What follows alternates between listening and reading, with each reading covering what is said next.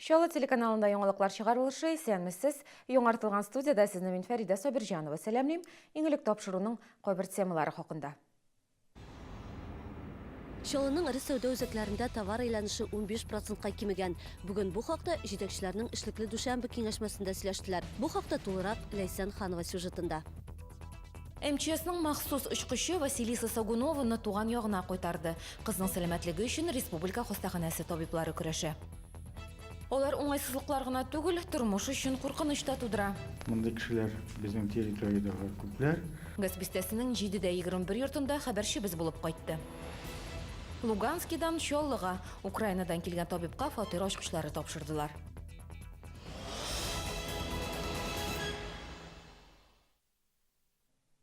Шолының ірі сәуді өзеклерінде сатып олушылар озайған.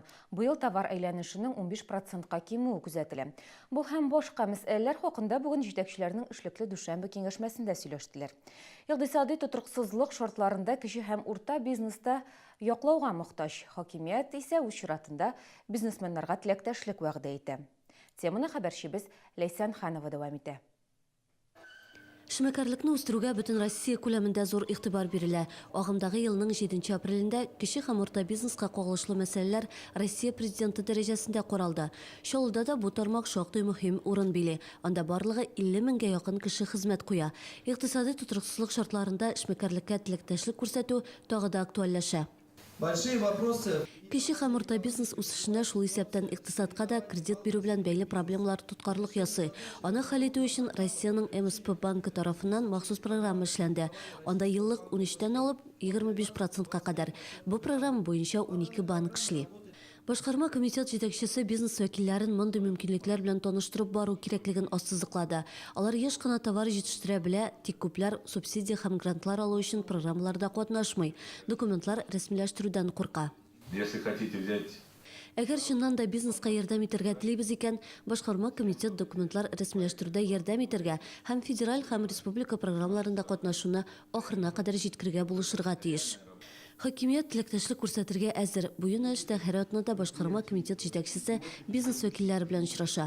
Аларга тендерларда зур компаниялар белән бер рәттән катнашу мөмкинлеге дә тудырыла. Тик эшмәкәрләргә дә таләпләр зур. Алар сыйфатлы продукция җитештерергә тиеш. Лейсан Ханова, Максим Орлов, яңалыклар. МЧСның махсус ұшқышы Василиса Сагунованы Таиландтан қойтарды. Хәзір кішкене қыз республика хостаханасында. Есігізге түшіребіз Василиса Таиланд қунаханасында бассейнына йығыла. 5 минут бойына су астында болу қызның баш миенә зыян сала. Моңа қадар қыз шетел табиблары қорамағында еді, хәзір инде оның ғұмыры үшін Қозан белгечләре көрәші. Әлеге ұшқышның борты махсус техника белән җиһазландырылган. Әти әнисе Василиса ошоны яхшы кичереме дип борчылса да, барда яхшы узды. Кызның хәле начарланмады. Әлегә кадәр табиблар Василисаның хәле аеруча катлаулы дип бәйли. Постепенно уменьшая активность аппарата искусства. Үпкәләрне ясалма рәвештә вентиляцияләү аппаратыннан тиздән кулланмый башлаячакбыз. Без Василисаның мөстәкыйль сулыш ала башлавын күзәтәбез. Тиздән әлеге аппарат аңа бөтенләй кирәк булмас дип өметләнәбез. Соңгы тикшерү мисыклыгының шигегә агып чыгуын күрсәтте. Шуңа бер як шигәсе бераз кабарган. Хәзер табиблар дәрү белән дәвалауга кереште. Барысы да яхшы булыр дип ышанабыз. Хәзер Василиса республика хастаханәсендә, аның гомере өчен Казан табиблары көрәшә. Алдан фаразлау бик авыр, ничек кенә булмасын, без кулыбыздан килгән барысын да эшләячәкбез. Таиланд табиблары эшләгәнне дәвам итеп, яхшы нәтиҗәләргә ирешергә тырышачакбыз. Бүгенге Василиса Сагунованы дәвалау өчен 7 миллион сумнан артык акча җыелды. Узган елларда Шолда йөрәктән йөрәккә дип аталган хәйрия концерты оештырылды. Анда шәһәрнең яшь бию коллективлары чыгыш ясады. Битларның күбесен әлеге кайгыга битараф булмаган яшь ата-аналар сатып алган. Айгөл Юнусова, Ксения Антонова, Максим Орлов, яңалыклар. 46-нчы, 47-нчы, 48-нчы комплексларда яшәүчеләргә ориентировкалар тураттылар. Моңа кадәр хатын-кызларны талау очраклары 32-нчы һәм 31-нчы комплексларда күзәтелгән иде. Җинаятьче шәһәрдәшләрнең сумкаларын талау белән генә шикләнми, хотын кызларны көчлиде деген имеш мөмкинлекләр йөри. Әмма Ичке эшләр идарәсенең матбугат хезмәте әлеге сүзләрне расламый, талаучының гадәттә иртәнге 5ләрдә һөҗүм итүе билгеле. Иратка 17 яшьтән алып 25 яшькә кадәр буй узынлыгы 170-175 см, ябык гәүдәле, коңгырт күзле, өстендә кыска капюшонлы яшел куртка, зәңгәр чалбар. Хокук сакчылары хатын кызларга сак булырга киңәш итә.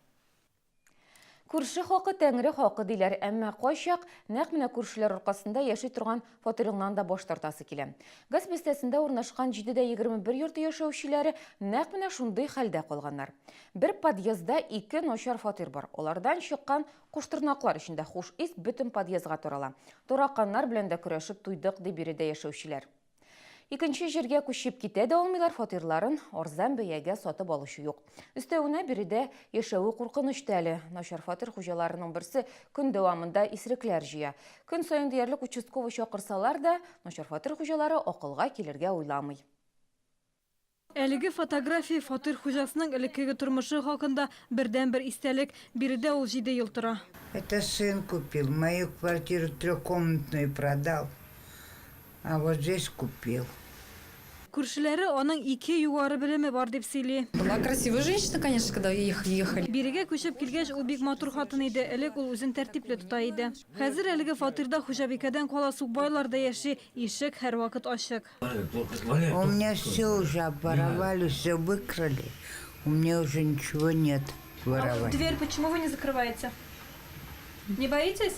А когда дверь выбили, Хуҗабикә кунаклардан зарланмый, улалар белән дуслашкан. Кирәк булса куып та чыгара алам ди ул. Ә менә күршеләр өчен бу зур проблемага әйләнгән. Өстәвенә хуҗабикә иске-мыскы ташырга чүплекләрдә казынырга ярата. Шул сәбәпле бөтен подъездга начар ис тарала. Опасность вот для детей. Бу балалар өчен куркыныч. Биредә сукбайлар да йөри. Сасы ис. Хәзер әле тәрәзәләрне ачып җилләтергә мөмкин. Әҗәен нишләргә дә юк. Подъезд тәрәзәләрен ачсаң да ярдәм итмәячәк.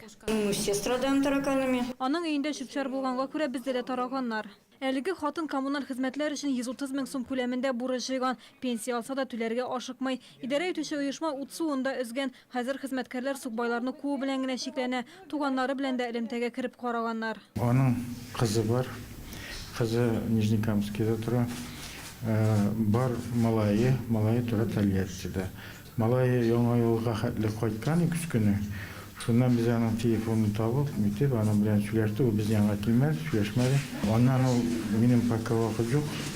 Siz давайте соңрак звоните диде, у нас яңадан менә трубканы алмады. Хәзер опекун билгеләү мәсьәләсе карала, әмма моның белән хәлләр уңайга үзгәрмәскә мөмкин. Шушы ук подъездда яшәүче авыру Иратның опекуны булуга карамастан, үзен бик сәер тота, балконнан чүпчәр ташлый, көнкүреш калдыкларын подъезд уртасына чыгарып түгергә мөмкин. Опекун да приходит, иногда приходит. Опекун килгәләп китә, әмма һәр көн саен түгел, бөтен коридорны пычратып бетерде, ишекләргә пычрак салый. Опекунлык һәм попечительство бүлегендә дә бу очракта ярдәм итә алмыйбыз дип белдерделәр. Опекуннарга бер тиен дә акча түләнми, шуңа күрә аларны мәҗбүр итеп эшләтә алмыйлар. Идарә итүче оешма башкарма комитетка проблемаларны күрсәтеп хат юллаган, хәзер җавап килгәнен көтәләр.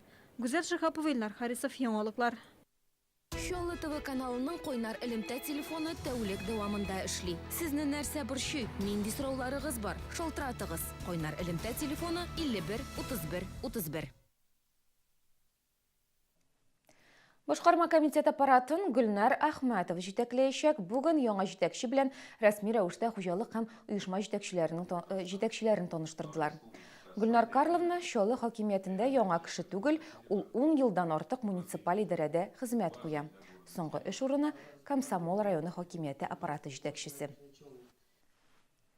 Луганскидан килгән табибка Чаллыда фатир ачкычлары тапшырдылар. Невролог Марина Белик безнең шәһәргә узган елның августында килде. Моңа кадәр ул тормыш иптәше һәм балалары белән тулай торакта яшәде. Хәзер Марина ветераннар госпиталендә эшли. Беликлар гаиләсе Чаллыны үз иткән, әлегә китергә җыенмыйлар. Украина табиблары белән танышу өчен Ростов-на-Дону шәһәрендә урнашкан качаклар лагерына Чаллыдан махсус делегация барды. Шәһәрдә белгечләр җитмәү сәбәпле 26 медицина хезмәткәрен Чаллыга чакырдылар. Марина Белик та шулар арасында. Чаллыда ул күптән түгел генә эшли, шуңа да карамастан үзен яхшы белгеч итеп күрсәтергә өлгерде. Госпиталь җитәкчелеге аны икенче җиргә җибәрмәс өчен тизрәк торак мәсьәләсен хәл итүгә керешкән.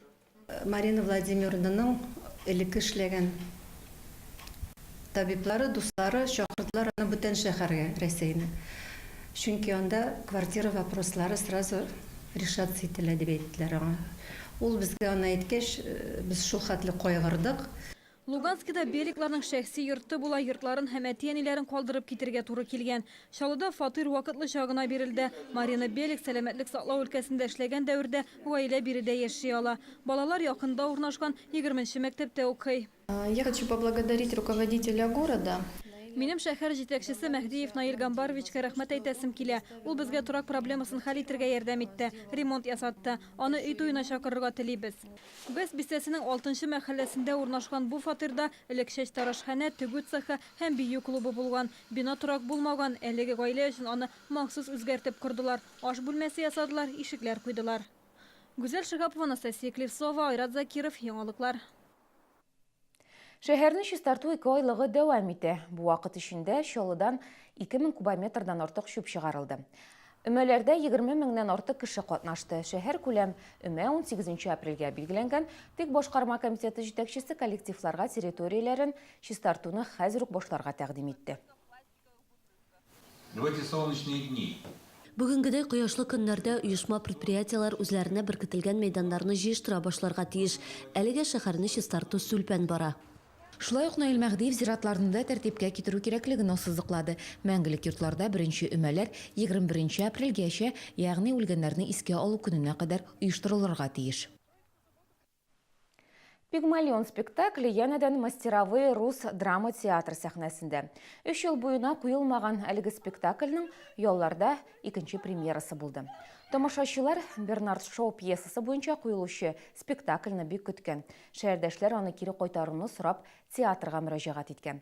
Спектакльгә әзерлек кысаларында персонажлар костюмнары, сәхнә декорациялары яңартылды. Үзгәрешләр актерлар уены, сценарий детальләрендә дә кагыла. Мизансцены как-то поменялись. Вот. Ну, какие-то... Мизансценалар өстендә эшләдек, төп геройларның характерлары да үзгәртелде. Аларның үзара мөнәсәбәтләренә ачыклык керттек. Нәтиҗә мине бик канәгатьләндерә. Бар да ашый. Бүгенге менә шулар, мин сезнең белән сау булашам. Исән-имин булыгыз.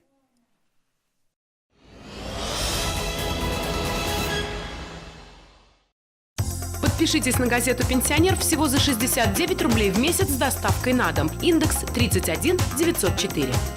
Жилой комплекс «Чаллы-Яр» предлагает земельные участки с коммуникациями, готовыми домами, а также квартиры в жилом квартале «Берег». Встречай весну с «Чаллы-Яр». Только у нас при покупке земельных участков скидка более 400 тысяч рублей. Олар туры эфир студиясын сәхнәгә алыштыра. Ришат Хажиев, Лилия Мәхмүтова, Гөлия Хайдарова, Лилия Закирова, Резида Шакирова, Зөһрә Фатыйхова. Күңел радиосы беренче тапкыр татарча мюзикл тәкъдим итә. Бар да мәхәббәттән башлана. 28 апрель кичке сәгать 7 Энергетик мәдәният сараенда.